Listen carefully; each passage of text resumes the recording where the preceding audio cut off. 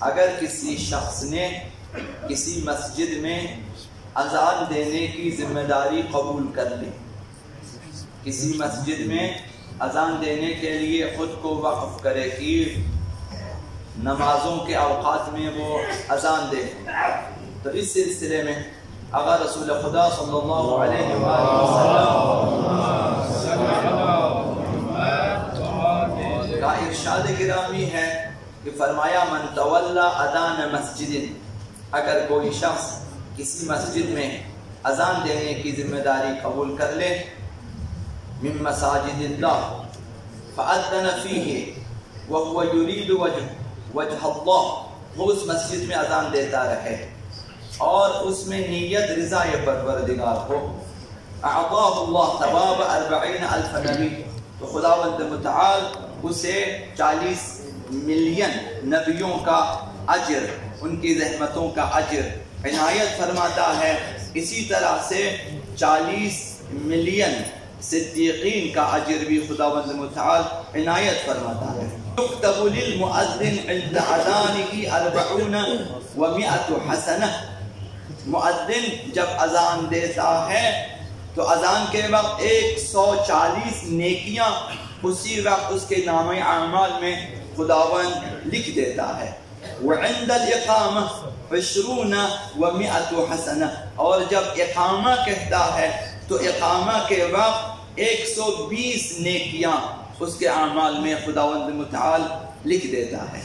تو اذان بھی مہم ہے ہمارے لیے اور اقامہ بھی۔ حد اقل اگر صدیقین کا اور شہداء کا اجر بھی نہ پالیں، حد اقل یہی کہ 110 120 140 نیکیاں جو اسی وقت خداوند متعال لکھ دیتا ہے، یہ بھی ہمارے لیے بہت کچھ ہیں۔ حضرت آقا رسول خدا صلی اللہ علیہ وآلہ وسلم نے ارشاد فرمایا کہ الا وان المؤذن اذا قال اشهد ان لا الہ الا اللہ، آگاہ ہو جاؤ کہ جب مؤذن اشہد ان لا الہ الا اللہ کہتا ہے صلی علیہ 70,000 ملک، تو اسی وقت 70,000 فرشتے اس پر درود بھیجتے ہیں، اس پر سلام بھیجتے ہیں، یعنی 70,000 فرشتے دعا کرتے ہیں خداوند متعال سے کہ اس مؤذن پر رحمتیں نازل فرمائے، برکتیں نازل فرمائے، واستغفروا لہ، اور وہ 70,000 فرشتے اس کے لیے استغفار بھی کرتے ہیں، یعنی دعا کرتے ہیں کہ پروردگار اس کے گناہوں کو بخش دے۔ یہ اسی ایک جملے پر فرشتے دعا دے دیتے ہیں۔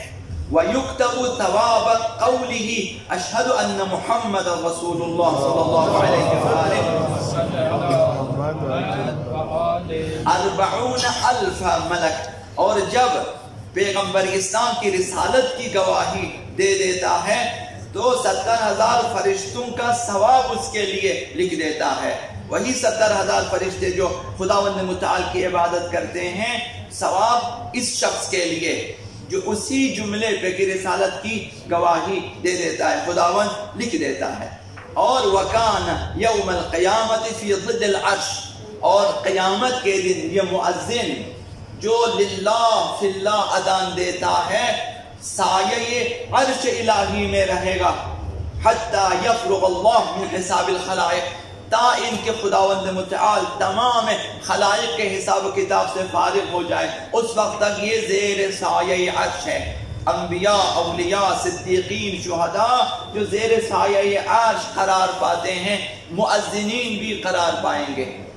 تو ہمیں اذان کو اہمیت دینی چاہیے مسجدوں میں،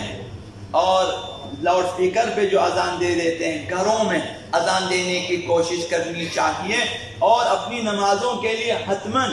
توجہ کے ساتھ للہ فی اللہ اذان دینی چاہیے، اور ساتھ میں جو ہے نمازوں کے لیے اقامہ بھی کہنی چاہیے۔